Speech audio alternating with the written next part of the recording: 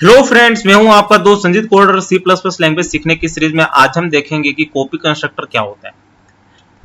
देखिए, हम लोग कंस्ट्रक्टर का कॉन्सेप्ट पढ़ चुके हैं और हमने ये देखा है कि कंस्ट्रक्टर का यूज बेसिकली आप ऑब्जेक्ट इनिशियलाइज करने के लिए करते हो।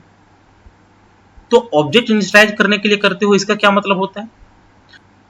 तो देखिए, इनिशियलाइजेशन का मतलब क्या होता है? वैल्यू असाइन करना। और ऑब्जेक्ट की हेल्प से आप क्या करते हो? किसी भी क्लास के डेटा मेंबर को एक्सेस कर सकते हो। तो उन डेटा मेंबर्स को वैल्यू असाइन करना, यही आपका कहलाता है ऑब्जेक्ट इनिशियलाइजेशन। तो वो काम बेसिकली आप आर्गुमेंट पास करके करते हो, मतलब कंस्ट्रक्टर को कॉल करवाते हो और वहीं से आप आर्गुमेंट भेज देते हो। तो जो आर्गुमेंट आप भेजते हो उसी से आप क्लास के डेटा मेंबर को इनिशियलाइज करते हो। तो इसी को आप बोलते हो ऑब्जेक्ट इनिशियलाइजेशन। तो कॉपी कंस्ट्रक्टर में हम क्या करते हैं, एक कंस्ट्रक्टर बनाते हैं और उस कंस्ट्रक्टर में ऑब्जेक्ट को इनिशियलाइज करते हैं और उस ऑब्जेक्ट का यूज दूसरे कंस्ट्रक्टर के ऑब्जेक्ट को इनिशियलाइज करने के लिए करते हैं। मतलब एक कंस्ट्रक्टर बनाया, इसमें जो आप ऑब्जेक्ट बनाओगे उसका यूज आप करोगे इस कंस्ट्रक्टर के ऑब्जेक्ट को इनिशियलाइज करने के लिए। तो इसी को आप बोलते हो कॉपी कंस्ट्रक्टर। और इसका जो सिंटेक्स होता है वो सिंपल होता है। पहले क्लास नेम लिखा, यहां पे क्लास नेम बोल सकते हो या फिर कंस्ट्रक्टर नेम बोल सकते हो। तो क्लास नेम लिखा, पैरेंथेसिस दिया, उसके बाद आपको कांस्टेंट कीवर्ड लेना है, उसके बाद फिर आपको क्लास कीवर्ड देना है और यहां पे आपको ऑब्जेक्ट ले लेना है, ये कुछ भी हो सकता है, और यहां पे एंड ऑपरेटर लगा देना है। तो इसे हम एग्जांपल से समझ लेते हैं।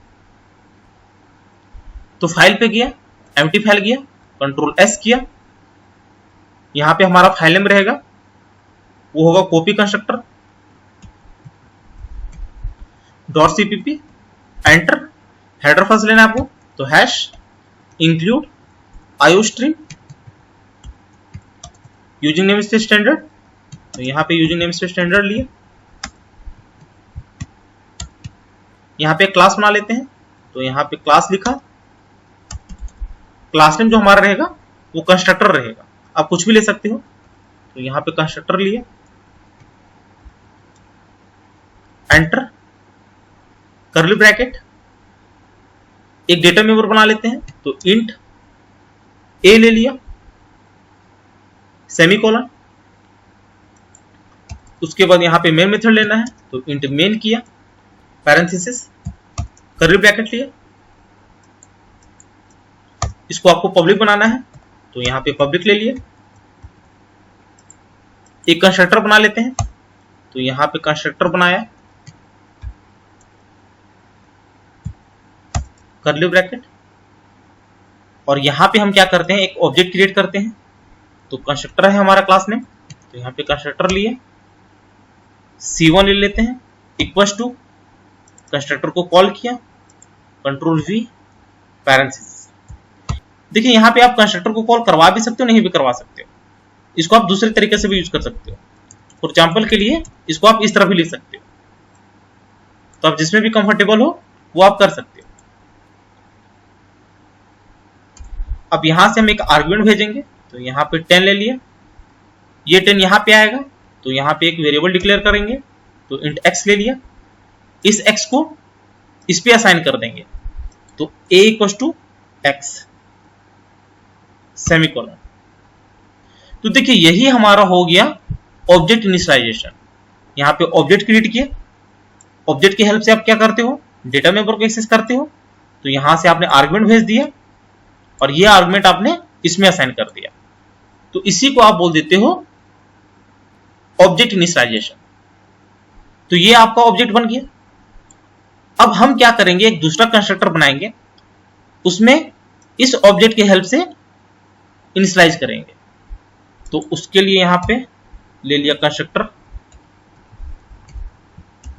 C2 कर लेते हैं, इक्वल्स टू, सिंपली आपको लिखना है कंस्ट्रक्टर, यहां पे कंस्ट्रक्टर को कॉल करवाना है, तो ये ले लिया, कर्ली ब्रैकेट, और यहां पे C1 ले लिया, कंट्रोल, बस ये आपको करना होता है कि जो आपने यहां पे ऑब्जेक्ट बनाया उसी को यहां पे पास कर देना होता है। अब यहाँ पे एक ऑब्जेक्ट हो गया, इसको एक्सेस करने के लिए आपको एक ऑब्जेक्ट की जरूरत पड़ेगी, तो यहाँ पे आपको ऑब्जेक्ट बनाना पड़ेगा। तो सबसे पहले यहाँ पे कंस्ट्रक्टर बनाना पड़ेगा आपको, कंट्रोल वी। अब आपको ऑब्जेक्ट बनाना है, तो ऑब्जेक्ट बेसिकली क्लास का बनाओगे, तो यहाँ पे पहले क्लास नेम देना पड़ेगा। तो क्लास नेम हमारा है constructor, control C, control V. और जो सिंटेक्स में मैंने आपको बताया है कि पहले कॉन्स्टेंट लेना है, फिर क्लास नेम लेना है, और यहाँ पे ऑब्जेक्ट ले लेना है। तो यहाँ पे क्लास नेम हो गया, कॉन्स्टेंट भी ले लेते हैं, तो कॉन्स्टेंट ले लिया, और यहाँ पे ऑब्जेक्ट ले लेना है। तो एंड ऑपरेटर के साथ आपका ऑब्जेक्ट आएगा, तो एंड लिया। ऑब्जेक्ट में कुछ भी आप ले सकते हो, तो यहाँ पे हम पिक कर लेते हैं। तो ये हो गया। अब देखिए क्या करना है। सपोज आपको इस वेरिएबल को एक्सेस करना है, तो आप क्या करोगे, C1 के हेल्प से C1.a लिखोगे। तो C1.a करने से आप इसको एक्सेस कर लोगे। लेकिन यहां पे आपने क्या कर रखा है, यहां पे C1 को आर्गुमेंट में भेजा है, तो ये C1 चला गया P के पास। अब P के हेल्प से आप A को एक्सेस कर सकते हो, क्योंकि C1 के हेल्प से आप एक्सेस तो कर पा रहे थे C1.a, तो P के हेल्प से भी आप A को एक्सेस कर पाओगे। तो सिंपली आप क्या कर सकते हो, P.a। तो यहां पे कुछ नहीं करना होता है, X की जगह पे इस ऑब्जेक्ट के हेल्प से इसको एक्सेस कर लेना होता है। तो यहां पे सिंपली लिख सकते हो P.a, और इसको आप चाहो तो इसी में असाइन कर सकते हो, या फिर एक दूसरा वेरिएबल बना के आप असाइन कर सकते हो।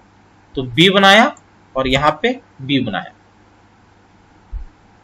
तो यही आपका हो जाता है कॉपी कंस्ट्रक्टर, जिसमें एक ऑब्जेक्ट के हेल्प से आप दूसरे ऑब्जेक्ट को इनिशियलाइज करते हो।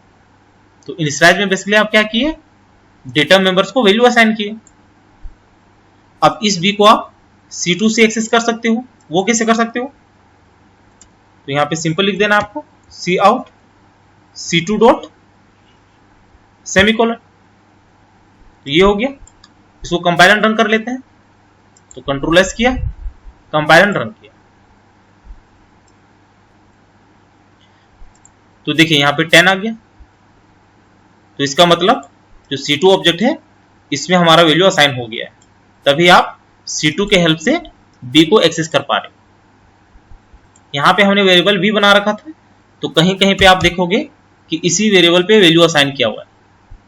तो यहाँ पे A भी ले सकते थे, तो यहाँ पे A लिया है, तो यहाँ पे भी आपको A लेना पड़ेगा। उसको सेव किया, कंपाइल एंड रन किया, तो इस केस में भी आपको सेम वही रिजल्ट मिलेगा। तो देखिए यहाँ पे 10 आगे है। तो इस तरह आप कॉपी कंस्ट्रक्टर का यूज कर सकते हो। तो उम्मीद है ये वीडियो आपको अच्छी लगी होगी। यदि अच्छी लगी होगी तो चैनल को शेयर और सब्सक्राइब जरूर करें। साथ ही बेल आइकन को भी प्रेस कर लेना, ताकि जैसे ही मैं एक नया वीडियो अपलोड करूं उसकी नोटिफिकेशन आपको तुरंत मिल जाए। Thank you, happy learning.